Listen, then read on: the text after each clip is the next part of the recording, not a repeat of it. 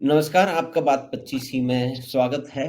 तो बात 25 में आज हमने हमारा सौभाग्य है कि हमारे साथ हैं श्री अभिनय पांड्या, जो कि अंतर्राष्ट्रीय क्षेत्रों के इंटरनेशनल रिलेशन, जियोपॉलिटिकल सिचुएशन पे उनकी बहुत गहरी नज़र रखते हैं और बहुत सारे डिस्कशन इंटरनेशनल लेवल के करते रहते हैं। तो उनसे बात को समझने का आरंभ करते हैं कि ये इज़राइल में और मिडल ईस्ट में जो हमास और इज़राइल के बीच का चल रहा है, वो क्या है, उसके क्या विभिन्न आयाम हैं। अभिनव पंड्या जी, नमस्कार और आपका बहुत-बहुत स्वागत है।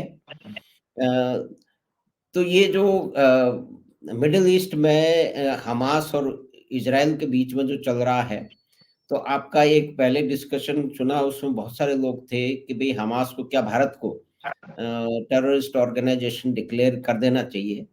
तो कई तरह के विचार आ रहे थे कि भई एक्चुअल में पहले तो ये समझाएँ आप हमें और अन्य दर्शकों को कि ये हमास है क्या? इनके क्या ऑब्जेक्टिव हैं? और आजकल जो संघर्ष वहाँ पे चल रहा है या पहले भी चलता रहा है, उसमें उसकी क्या भूमिका है? तो अभिनव पांड्या जी, आपका बात 25 पे स्वागत है। बहुत बहुत धन्यवाद Madhav Singh ji, thank you very much. आपने इनवाइट किया, ये मेरा परम सौभाग्य है आकर के आपके दर्शकों से रूबरू होने का और बातचीत करने का। कि मैं ये जो आपने जो टॉपिक, बड़ी कॉन्टेम्पररी इशू है ये हमास इजराइल कॉन्फ्लिक्ट वाला, इसको आपने रेज किया। जी। मेरा इसको देखने का नजरिया थोड़ा सा एक डिफरेंट है, क्योंकि मैंने टेररिज्म के इश्यूज पर ही काम किया और खासतौर से जो इस्लामिक टेररिज्म है उनके इश्यूज पर ही काम किया है। जनरली देखिए, मैं आपको, आप अगर लोगों से जाके देखेंगे तो लोग इसमें बड़े सारे एंगल्स ढूंढते हैं कि साहब इसराइल ने उनकी जमीन पर कब्जा कर रखा है, humanitarian grounds, human rights issues, ये सारे के सारे जो है ना, ये सब सामने जो नजर आने वाली चीजें हैं, अलग अलग लेयर्स में कुछ कुछ किसी न किसी लेवल पर एग्जिस्ट कर सकती हैं, मगर इसका आप रूट कॉज अगर जाकर के आप देखें तो वो है प्योरली रिलीजियस। हमास का जो कोवेनेंट है उसके अंदर उन्होंने साफ लिखा है कि from the river to the sea we will eliminate all Jews. और ये चीज भी बेसिकली उनका जो आपके जो इस्लामिक टेक्स्ट जो ना, वहां से ये चीजें वो लेकर के आ रहे हैं। कई सारी हदीसें, सुन्नतें वगैरह, उसमें जो है ना इस तरह की बातें सारी लिखी गई हैं कि आपका ज्यूज जो है उनको जहां पर दिखें आप उनको कत्ल करें, मारें, से वाजिबुल कत्ल है, तो इनका प्राइमरी मोटिवेशन वहां से आ रहा है। और ये ज्यूज इनको अपना इस्लाम का एक हिस्टोरिक एनिमी मानते हैं। और मैं आपको बताऊं कि चूंकि मैं कश्मीर में मैंने काम किया, तो वहां पर मैंने कई तरह के जो लोकल जो मुस्लिम क्लरिक्स थे, मौलवी थे, जो टेररिस्ट ऑर्गेनाइजेशंस के भी कोऑर्डिनेटर थे, और जो सेपरेटिस्ट थे, मतलब जो हुर्रियत से रिलेटेड लोग थे, या उस पूरे जो मिलिटेंसी और टेररिज्म के इकोसिस्टम के साथ जुड़े हुए थे अथवा उसको सपोर्ट करते थे, उनसे मेरे कई बार मेरे इंटरव्यूज हुई, मेरी बातचीत हुई। तो जनरली उन सभी का यही कहना है कि साहब देखिए, इसराइल तो हमारा फर्स्ट एनिमी है, हमारा मीन्स इस्लाम का फर्स्ट एनिमी है, वो ये कहता है ना। और ये जो बैटल चल रही है ये एक एग्जिस्टेंशियल सिविलाइजेशनल वॉर है basically between Islam and the Jews.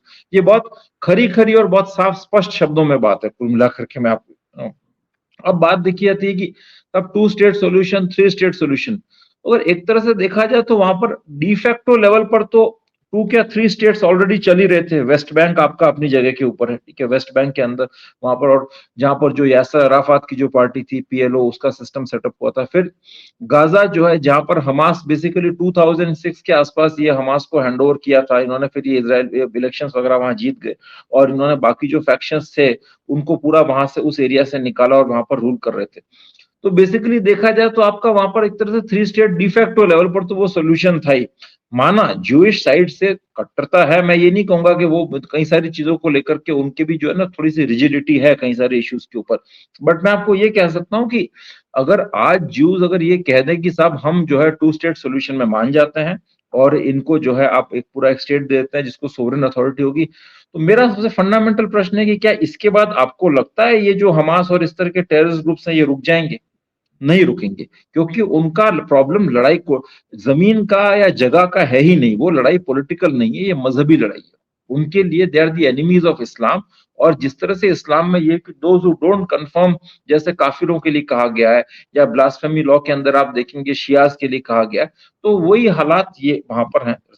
और हमास के तो अपने कोवेनेंट के अंदर साफ मेंशन्ड है, Hamas is an offshoot of Muslim brotherhood. Muslim brotherhood जो हसन बन्ना और आपका जो सैयद कुतुब जो इस्लामिस्ट लीडर्स थे इजिप्ट के, अब ये कई सारे जो फैक्चुअल डिटेल्स तो मेरी भी 2-3 किताबें उसमें मिल जाएंगी आपको, अलावा ऑनलाइन अवेलेबल है, कई सारी जगह अवेलेबल है, बट मैं आपको मोटा मोटा बता दूं कि हमास जो है मुस्लिम ब्रदरहुड का एक फैक्शन है, और Muslim Brotherhood basically Islamic extremist organisation है, जिसका ये मानना है कि society and each and every aspect of society should be govern by शरिया, और इंसान की जिंदगी का एक एक पार्ट जो है उसको आप कुरान सुन्नत और हदीस के अकॉर्डिंग गवर्न कीजिए, जिसमें डेमोक्रेसी का या जो आपका जो मल्टीकल्चरल सोसाइटी है, लिबरल सिस्टम्स है, उनका कोई स्थान नहीं है उनका।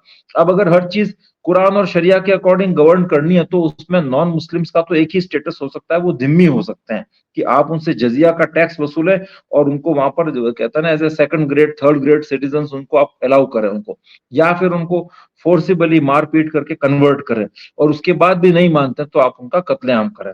वो स्क्रिप्चर्स के अकॉर्डिंग बड़े 3-4 फॉर्मुलेज, बड़े मतलब कहता है ना क्लियर मैंडेट्स हैं, क्लियर इंस्ट्रक्शंस हैं, क्या इस तरह की बात है। तो ये बेसिकली मैं फिर कहूंगा कि इट्स अ रिलीजियस इशू, और आज जो हालात आपको दिख रहे हैं इस तरह से, आप इसको थोड़ा लॉन्ग टर्म पर्सपेक्टिव में देखें। मुझे आप एक चीज बताएं कि इतना ह्यूमैनिटेरियन एड जो है इनको मिला वेस्ट बैंक वालों को पूरी दुनिया से, यूएन की तरफ से, और गाजा वालों को, अगर वहां के इन रूलर्स को इतना ही पीस और प्रोस्पेरिटी और इनकी चाह होती शांति की, तो वो इस ह्यूमैनिटेरियन एड को जो है अपनी सोसाइटी को, अपने कंट्री को डेवलप करने में काम नहीं लेते क्या? उन्होंने तो सारी ह्यूमैनिटेरियन एड को जो है हथियार बनाने में काम में लिया।